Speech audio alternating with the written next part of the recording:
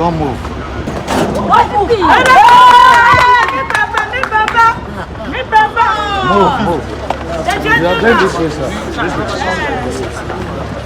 Move, please.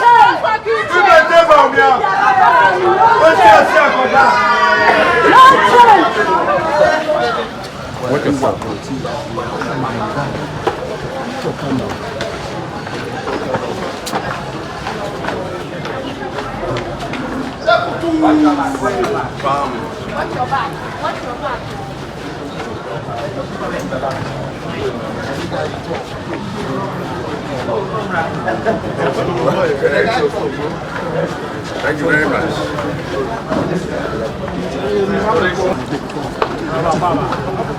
Traffic.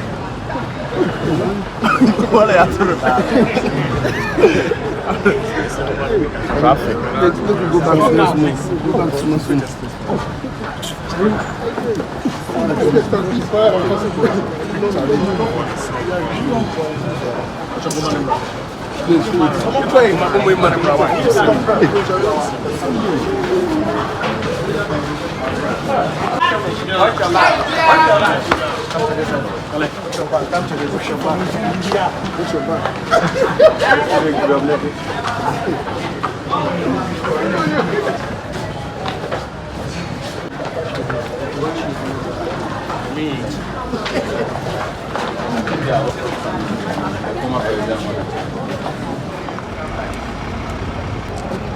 Brother, how are you?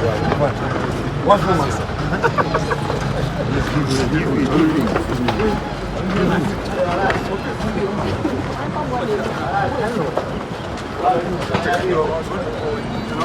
Give way.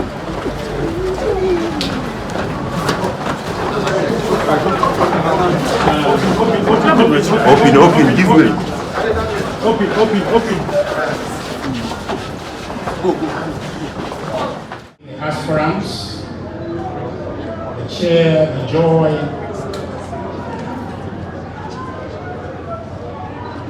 suggests a new patriotic party for the opening prayer.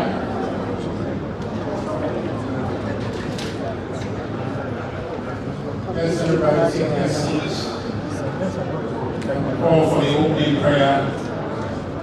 The Right Reverend Dr. Give us opening prayer, say to the community.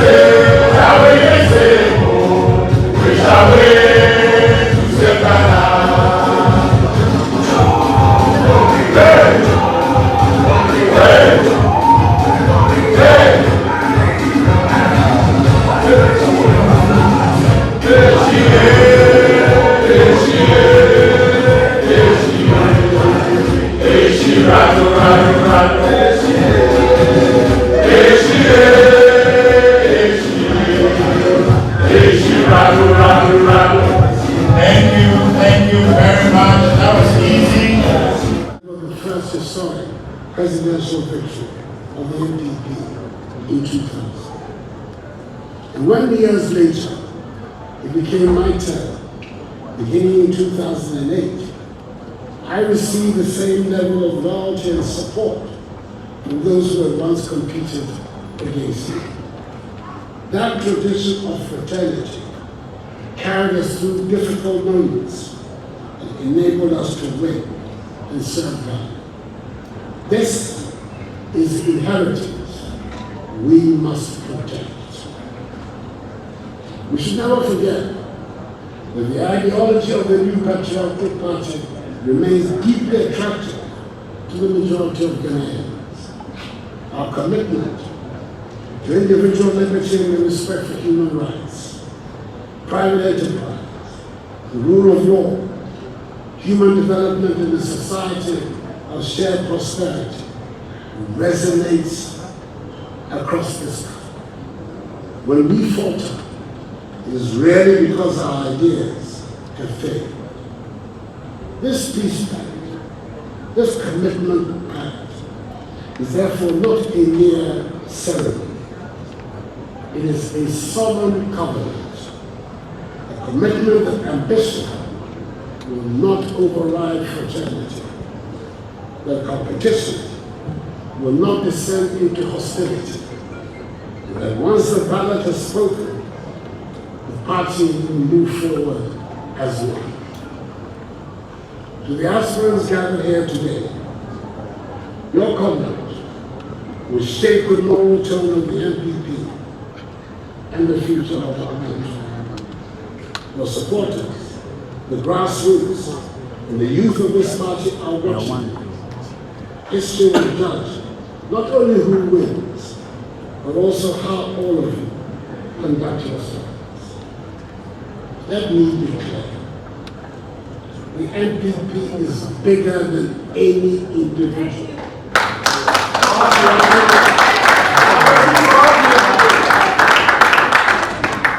No ambition, grievance, or faction is greater than the elephant. Leadership contests must never weaken the collective cause. Unity is not optional. Unity is not a slogan. Unity is a strategic necessity for victory. So I charge all of you, this peace pact must not only be signed, it must be lived. Over the remaining days, let your campaigns be firm but fair, competitive but respectful. Ours is a tradition that rejects fear, insults, intimidation, and bitterness. Loyalty to individuals must never supersede loyalty to the party. After the primaries, there must be one party, one direction, one destiny. Let me end with confidence on a positive note. I have no doubt that the new patriotic party remains the best vehicle with the best ideas for Ghana's future. Our duty is to keep that vehicle united, disciplined, and worthy of the trust of the Ghanaian people. If we honor our history, respect one another, and put party and country above self, the future of the NPP and of Ghana itself will indeed be bright. Thank you, and I wish us all a peaceful, dignified, and unified process. May God bless the NPP and our homeland and make both great and strong. Thank you.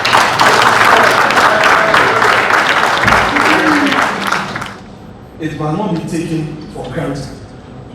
Distinguished aspirants, your supporters look to you not only for vision and policy ideas, but for cues on conduct.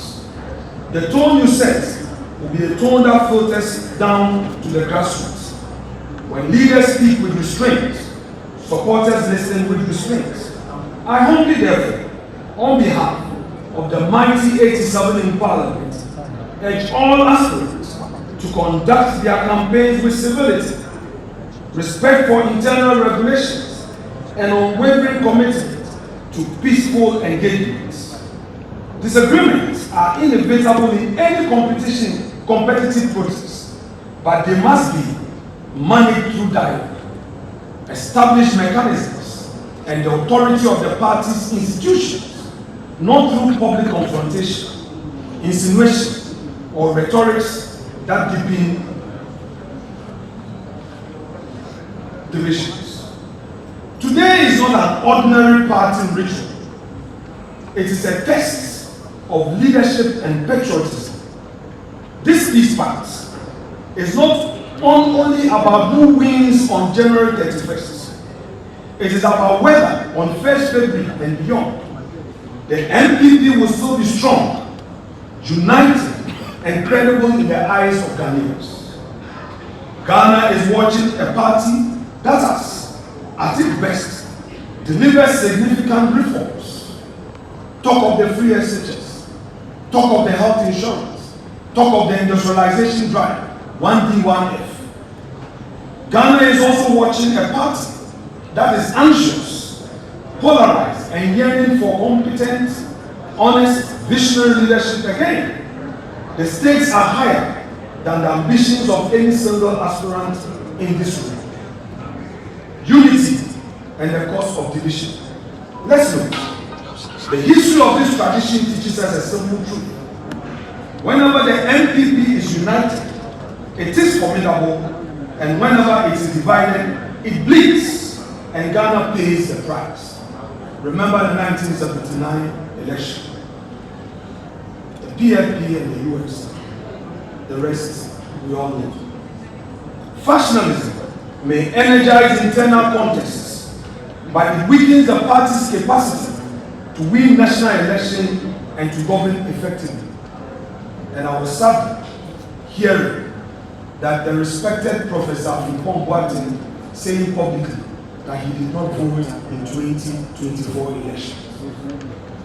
This is what division can do to us. It's unfortunate. Unity is not a slogan. Unity is conduct. It is a discipline to disagree without destroying one another. The humility to accept outcomes we may not like, and the maturity to place the national project above personal disappointment. Every single insult trader, every unsubstantiated allegation, every attempt to demonize a rival today becomes a weapon in our opponent's hand tomorrow.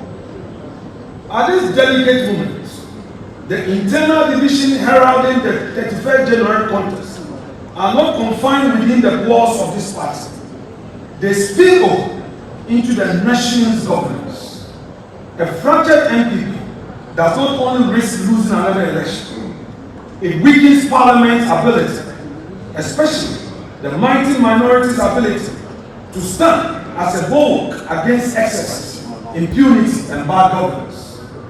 When leading figures are at war with each other, when energies are spent on intra-party skirmishes instead of national oversight, the NDC government and the majority in Parliament are giving challenge them on corruption, economic hardship, and institutional decay. As presidential hopefuls, you are not just candidates. You are standard bearers of the NPP tradition. Your words can inflame or calm. Your body language can reconcile or rupture.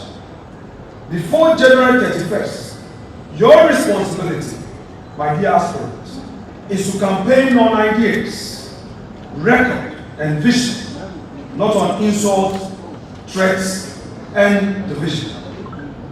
Your teams must be guided by discipline in their messaging and respect in their engagements. On 31st January, you must submit fully to the agreed processes, respect the electoral committee,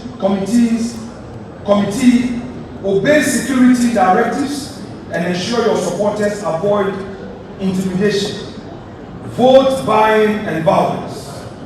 After January 31st, your obligation is to accept the verdicts of the delegate with dignity, whether it favors you or not, and to work publicly and unequivocally with the elected flag bearer. A peace pact that ends with signatures but not with change behavior is a betrayal of this moment and Uganda. If this peace pact is to have meaning, it must translate into clear commitments. 1. Refrain from personal attacks and character assassination. And we all have the duty to remain united afterwards. Distinguished presidential candidates, in my work as the chairperson of the party's conflict resolution committee from 2010 to 2020, it became clear that our electoral losses, both in parliamentary and presidential elections, can be largely linked to the many internal conflicts within the party and our inability to heal faster. We are unable to forgive ourselves, reconcile, and move on after our internal elections. The National Council of Patrons admonishes that under no circumstance should the choice of the delegates in any of our internal elections degenerate into irreconcilable disagreement, knowing that most of the positions... Our leader in Parliament, Minority Leader, assigned him African American. Our IDP and your men, reps or members of the National Peace Council, our fathers and mothers of the National Council of Elders, colleague national officers, our dear aspirants, ladies and gentlemen, we are witnessing a very important day. It has been termed the peace path, but I will refer to it as a commitment path. The commitment on the part of our aspirants to affirm that indeed they are true patriots, and after January 31st, will still continue to be true patriots. That is what we refer to as commitment path. Indeed, our constitution is very clear, and all of us here, irrespective of our positions, are governed by our constitution. Sitting down and looking at our Council of Elders, once upon a time, some of them had the ambition to lead this great party of ours. They went through the contest. They didn't win, but they never forgot that they are members of the New Patriotic Party. And today, they are not former presidents. They are not former presidential aspirants, but they are members of our National Council of Elders. So to our 5 aspirants, as you all know, you are going to a contest.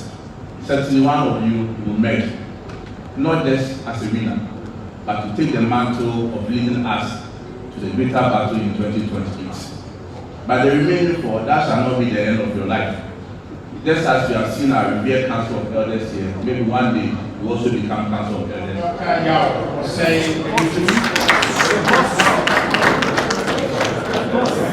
And at number 5, former General Secretary of our party, Engineer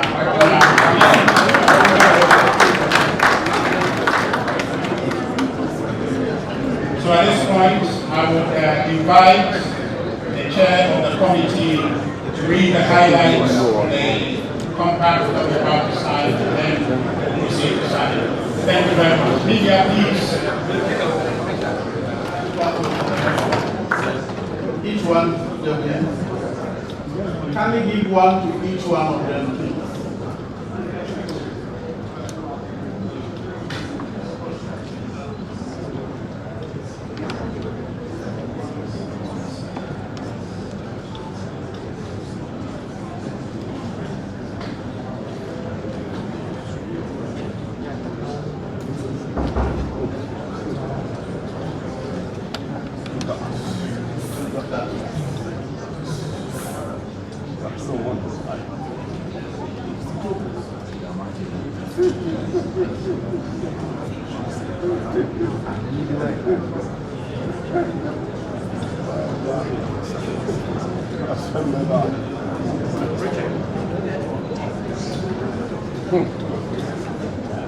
way over here, Sapata. I can't get over